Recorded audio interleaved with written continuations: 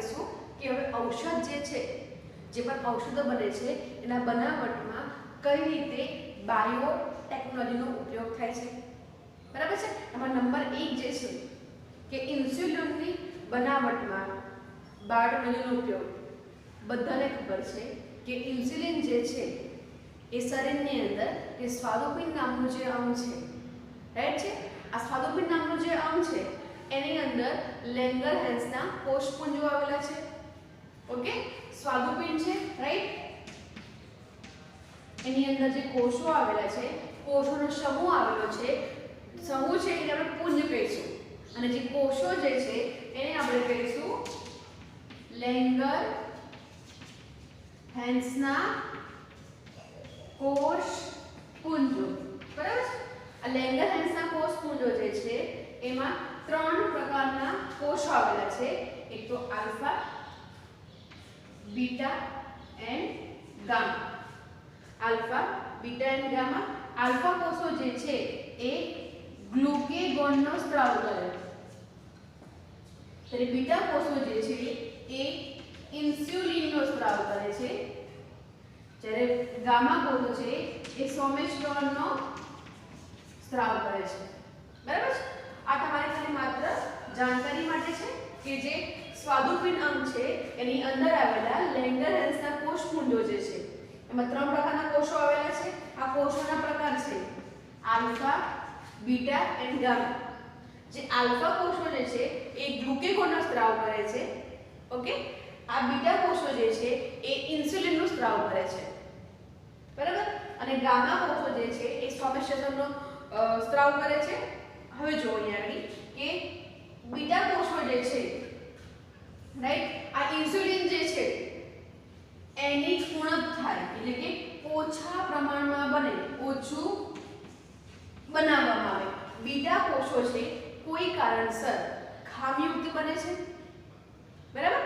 Beta કોષો જે છે એ કોઈ કારણસર ખામીયુક્ત બને છે, પરિણામે ઇન્સ્યુલિનનું પ્રમાણ ઓછું બને છે।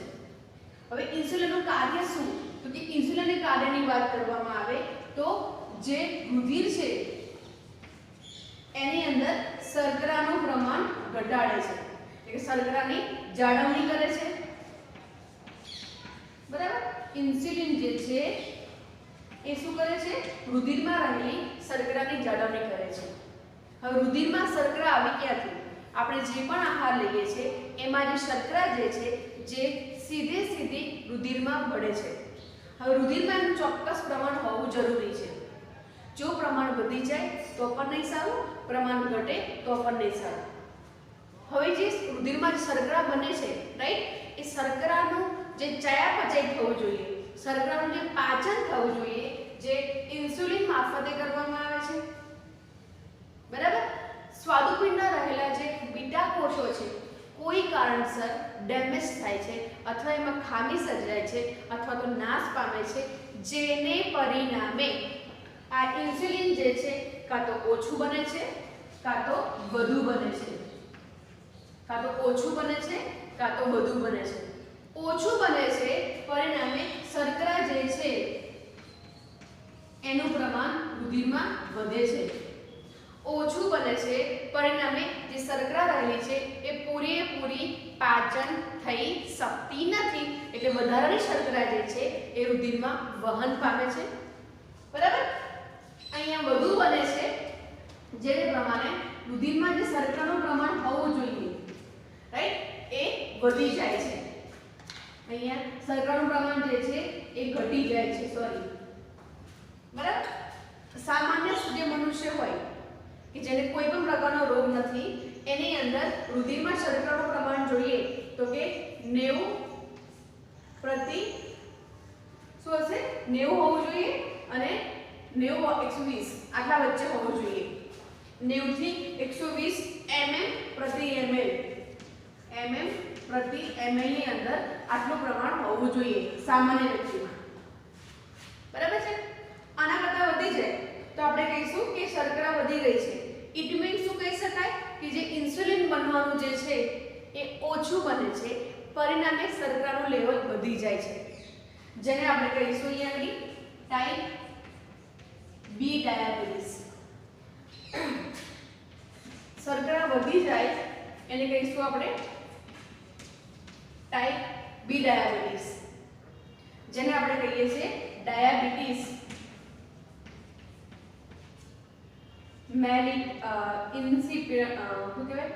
ઇન્સિપિડન્ટ, રાઈટ. અહીંયા શર્કરાનું પ્રમાણ વધારે ઇન્સ્યુલિન બને છે. લેંગરહાન્સર કોષપુંજો જે છે, બરાબર છે, આપણે વાત કરી પ્રમાણે 3 પ્રકારના કોષ ધરાવે છે, આલ્ફા, બીટા, ગામા. જે આલ્ફા કોષો જે છે એ ગ્લુકેગોનનો સ્ત્રાવ કરે છે, જ્યારે બીટા કોષો જે છે એ ઇન્સ્યુલિનનો સ્ત્રાવ કરે છે, રાઈટ. અને ગામા કોષો જે છે સોમેસ્ટરનો સ્ત્રાવ કરે છે.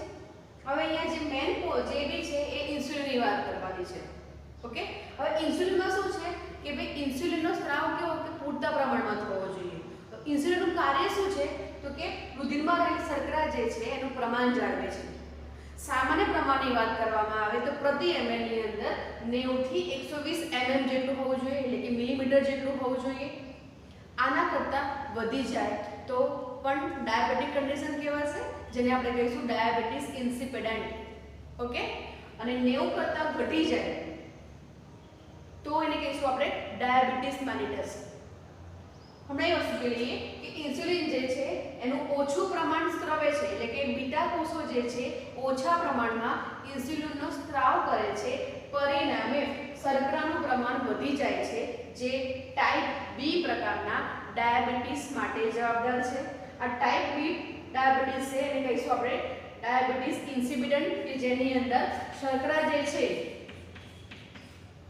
વધુ હોય છે, બરાબર. મોટે ભાગે જે છે આ પ્રકારનું ડાયાબિટીસ જોવા મળે છે.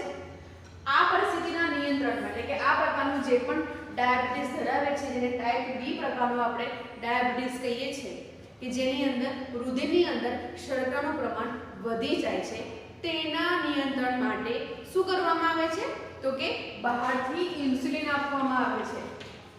બહારથી ઇન્સ્યુલિનને આપવામાં આવે છે, રાઈટ. બીજું એવું પણ હોઈ શકે કે બીટા કોષો જે છે એ વધારે પ્રમાણમાં ઇન્સ્યુલિનનો સ્ત્રાવ કરે છે. ઇટ મીન્સ કે રુધિરમાં રહેલી બધી શર્કરાને એ શોષી લે છે અને જરૂરી પ્રમાણમાં જે પણ શર્કરા છે એ પણ એના કરતાં પણ ઘટી જાય છે. પરિણામે શર્કરા કેવી છે, શર્કરાનું પ્રમાણ ઘટે છે, જેને આપણે કહીશું ટાઈપ બી પ્રકારનો ડાયાબિટીસ અને ટાઈપ એ પ્રકારનો ડાયાબિટીસ. આ ટાઈપ એ જે છે, રાઈટ, ટાઈપ એ ડાયાબિટીસ જે છે એનું નામ છે ડાયાબિટીસ મેલિટસ. આ બહુ ઓછા પ્રમાણમાં જોવા મળશે. ડાયાબિટીસ ઇન્સિપિડન્ટ જે છે એ મોટા પ્રમાણમાં જોવા મળતો ડાયાબિટીસનો રોગ છે, કે જેને ટાઈપ બી પ્રકારનો ડાયાબિટીસ કહીશું. તેના નિયંત્રણ માટે બહારથી ઇન્સ્યુલિનને લેવામાં આવે છે. આ ઇન્સ્યુલિન જે છે કાં તો ઇન્જેક્શન સ્વરૂપે હોઈ શકે અથવા તો ગોળી સ્વરૂપે લેવામાં આવે છે. ખ્યાલ આવી ગયો? આ ઇન્સ્યુલિન જે છે એ કાં તો ગોળી સ્વરૂપે લેવામાં આવે છે અથવા તો ઇન્જેક્શનના સ્વરૂપે વ્યક્તિને આપવામાં આવે છે.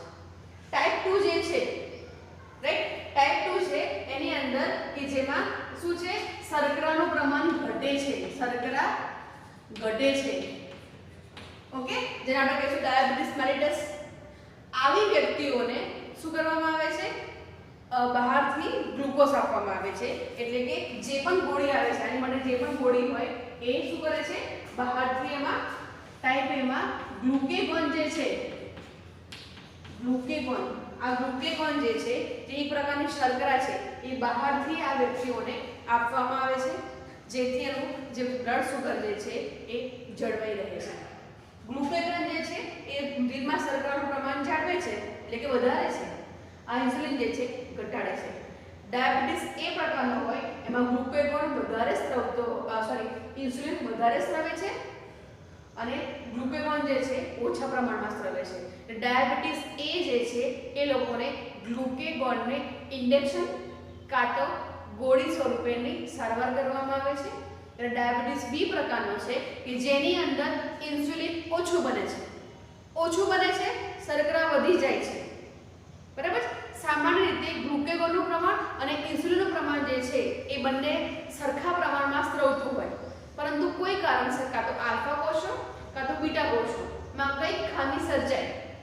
સપોઝ પિત્તાકોષોમાં કંઈક ખામી સર્જાઈ છે, પરિણામે જે ઇન્સ્યુલિનનો સ્ત્રાવ થવો જોઈએ એ ઘટે છે, પરિણામે રુધિરમાં જે શર્કરા છે એનું પૂરેપૂરું પાચન થતું નથી, તેથી શર્કરાનું પ્રમાણ વધે છે, જેને આપણે કહીશું ટાઈપ બી પ્રકારનો ડાયાબિટીસ. એનું નામ છે ડાયાબિટીસ ઇન્સિપિડન્ટ.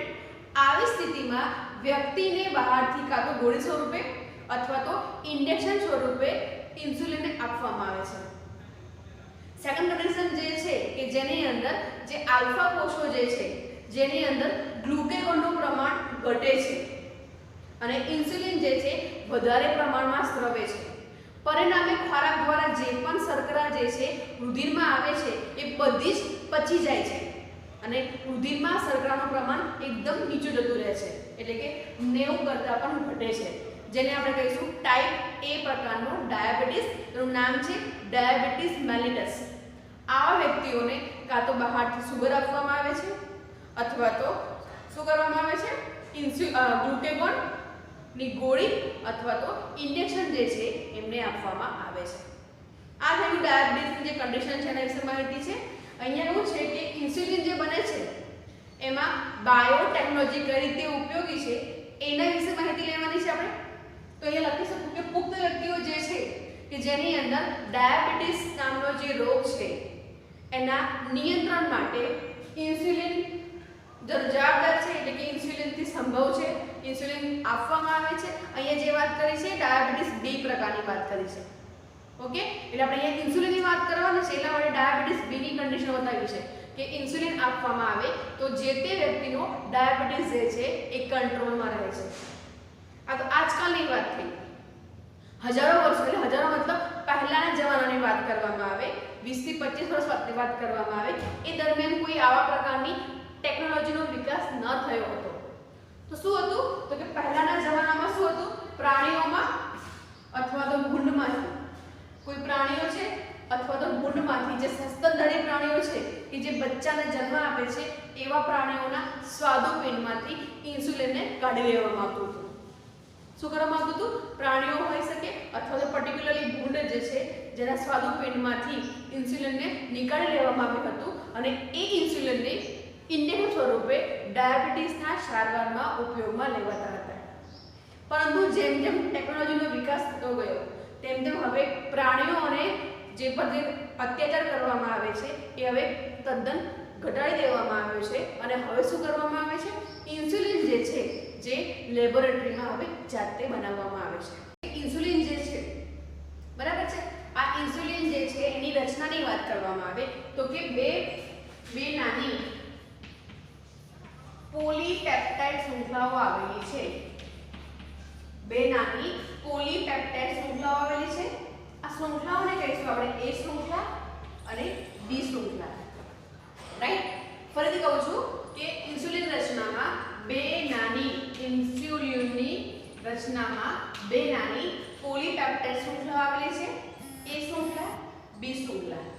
આ બંને શૃંખલાઓ છે, સમજો કોઈ આ એ શૃંખલા છે, ઓકે, અને બી શૃંખલા છે, એકમેક સાથે અહીંયા સમજો કે આ એક એ શૃંખલા છે અને આ બી શૃંખલા છે, એકમેક સાથે ડાયસલ્ફાઇડ બંધથી જોડાયેલી છે. બંને શૃંખલાઓ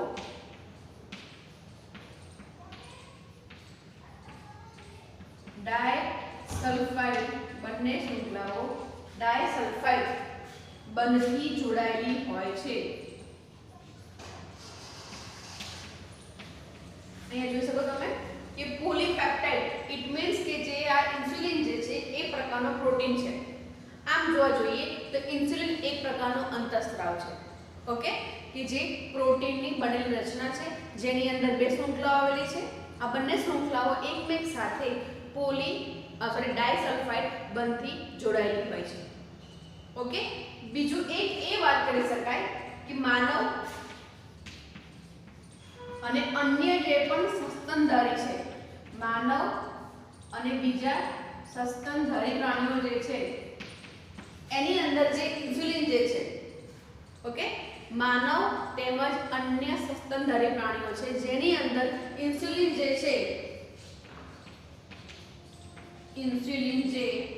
પ્રો અંતઃસ્ત્રાવ તરીકે પ્રો અંતઃસ્ત્રાવ સ્વરૂપે સંશ્લેષિત થાય છે, એટલે કે પ્રો અંતઃસ્ત્રાવ સ્વરૂપે એનું નિર્માણ થાય છે. આજે પ્રો અંતઃસંશ્લેષિત છે એને કહીશું આપણે સી પેપ્ટાઇડ, જેને કહીશું સી પેપ્ટાઇડ તરીકે ઓળખાવીશું. રાઈટ, અહીંયા માનવ છે અને અન્ય સ્તનધારી પ્રાણીઓ છે કે જેની અંદર ઇન્સ્યુલિન જે છે એ પહેલા જે નિર્માણ પામે છે એ કયા સ્વરૂપે હોય છે, એટલે કે જ્યારે ઇન્સ્યુલિનનું નિર્માણ થાય છે ત્યારે તેઓ પ્રો અંતઃસ્ત્રાવ સ્વરૂપે સ્ત્રાવ થાય છે, જેને આપણે કહીશું સી પેપ્ટાઇડ. આ સી પેપ્ટાઇડ જે છે એક પ્રકારની ખેંચાયેલી રચના છે. આ કેવી છે? ખેંચાયેલી રચના જોવા મળે છે. રાઈટ, જેમ જેમ આ સી પેપ્ટાઇડનો જેમ જેમ વિકાસ થશે, ઓકે, જેમ જેમ શું થશે એ પરિપક્વ બનશે, વિકાસ થશે અથવા તો પરિપક્વ બને છે, તે દરમિયાન સી પેપ્ટાઇડ જે છે એ ખેંચાયેલી શૃંખલા છે, એટલે શું આપણે ખેંચાયેલી શૃંખલા છે. જેમ જેમ સી પેપ્ટાઇડ જે છે વિકાસ પામે છે કે પરિપક્વ બને છે, ત્યારબાદ આ સી પેપ્ટાઇડ જે છે દૂર થાય છે અને જે હવે ઇન્સ્યુલિન તરીકે ઓળખાય છે. પહેલા નામ હતું પ્રો અંતઃસ્ત્રાવ ઇન્સ્યુલિન, જે હવે જેમ જેમ પરિપક્વ બને છે, જેમ જેમ પરિપક્વ બને છે ઇન્સ્યુલિનમાં ફેરવાય છે. ખ્યાલ આવ્યો? ફરીથી કે જે ઇન્સ્યુલિન રચનાની વાત કરવામાં આવે તો એની અંદર બે નાની શૃંખલાઓ આવેલી છે. આ બંને શૃંખલાઓ જે છે પોલીપેપ્ટાઇડ શૃંખલાઓ છે. આ શૃંખલાઓના અનુક્રમે એ શૃંખલા અને બી શૃંખલા કહેવામાં આવે છે. આ બંને શૃંખલાઓ એકમેક સાથે ડાયસલ્ફાઇડ બંધ, એટલે કે સલ્ફરના બે બંધ આવેલા છે એના વડે જોડાયેલી છે. આ ઉપરાંત માનવ છે અથવા તો અન્ય સસ્તનધારી જે પણ પ્રાણીઓ છે કે જેની અંદર ઇન્સ્યુલિનનું જે નિર્માણ થાય છે એ પ્રો અંતઃસ્ત્રાવ સ્વરૂપે થાય છે, એટલે કે અપરિપક્વ અવસ્થામાં છે. ધીમે ધીમે પરિપક્વ બને છે અને ઇન્સ્યુલિનમાં ફેરવાય છે. જ્યારે ઇન્સ્યુલિનમાં ફેરવાય છે ત્યારે સી પેપ્ટાઇડ જે છે એ દૂર થાય છે. ઇટ મીન્સ કે શરૂઆતમાં આપણે સી પેપ્ટાઇડ કહીશું અને સી પેપ્ટાઇડ જે છે એ દૂર થાય છે. હવે આપણે એને ઇન્સ્યુલિન તરીકે ઓળખાવી શકીશું. ઇન્સ્યુલિન જે છે એ બાયો ટેકનોલોજીમાં શું કરવામાં આવે છે તો કે આરએનએ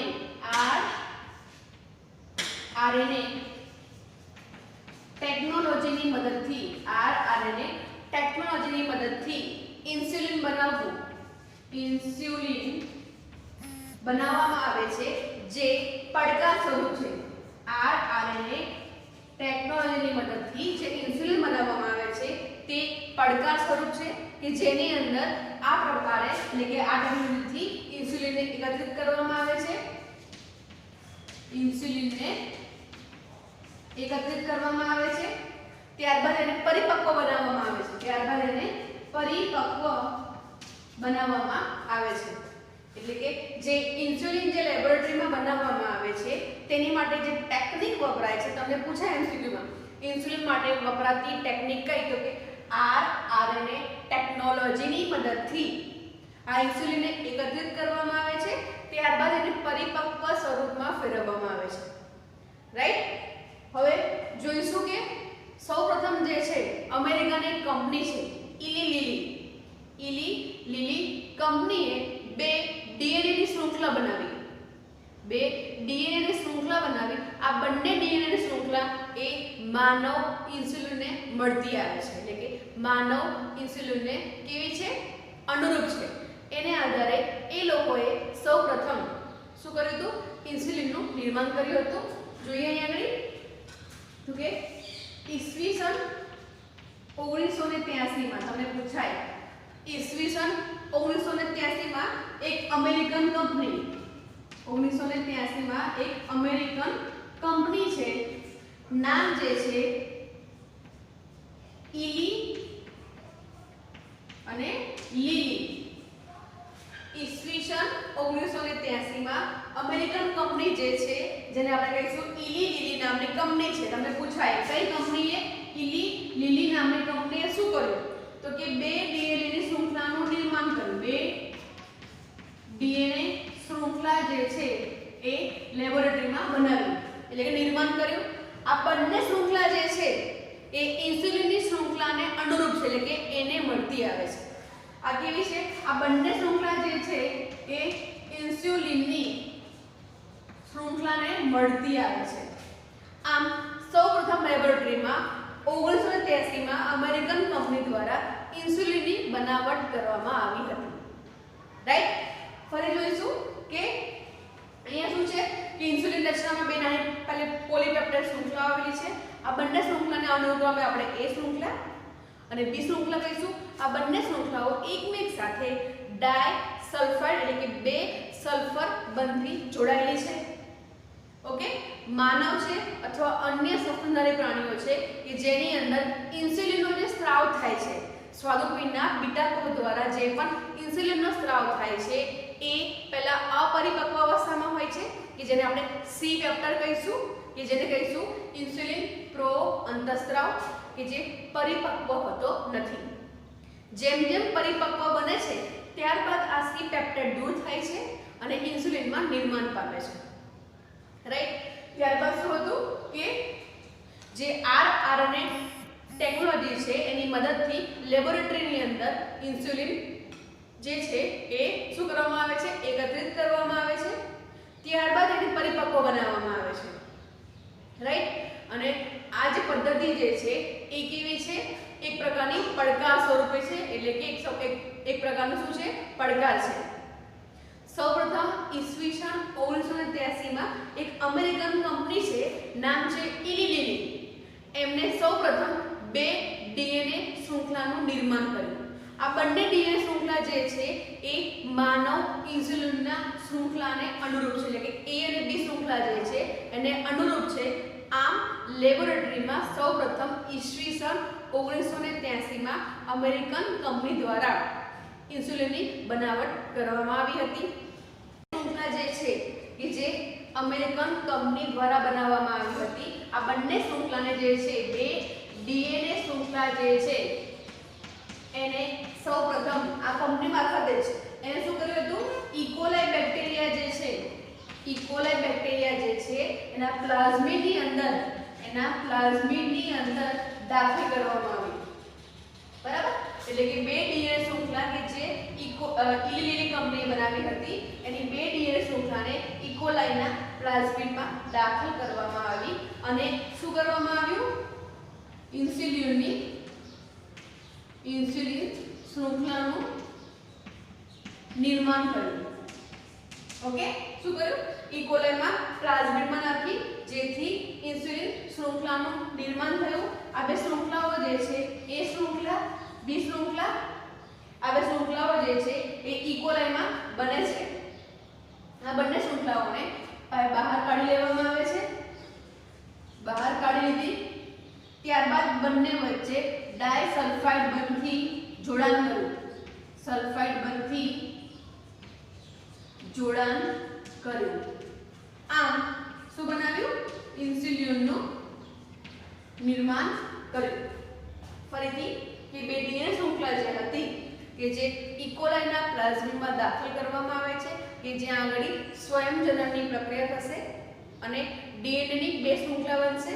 આ બંને શૃંખલા છે હમણાં ઇકોલાઈની અંદર એકમેક સાથે જોડાયેલી હોતી નથી. ત્યારબાદ જે બે શૃંખલાઓ બને છે એમને ઇકોલાઈમાંથી બહાર કાઢી લેવામાં આવે છે. બંને વચ્ચે સલ્ફાઇડ બંધથી જોડવામાં આવે છે અને આમ ઇન્સ્યુલિનની એ શૃંખલા અને બી શૃંખલા છે એનું નિર્માણ કરવામાં આવે છે અને આ જ પ્રકારે ઇન્સ્યુલિનનું લેબોરેટરીની અંદર નિર્માણ કરવામાં આવે છે. આમાં જે પણ ટેકનિક વપરાય છે એમાં બાયો ટેકનોલોજી જે છે એનો મહત્વનો ફાળો છે. તમને આ થિયરી પૂછાઈ શકે છે કે ઇન્સ્યુલિનની બનાવટ એટલે કે શું કહેવાય ક્વેશ્ચન હતો ને આપણે અહીંયા કે ઇન્સ્યુલિનની બનાવટ સમજાવો. તમારે આખું સિમ્પલ થિયરી લખવી પડશે કે ઇન્સ્યુલિન કઈ રીતે બને છે. ઓકે.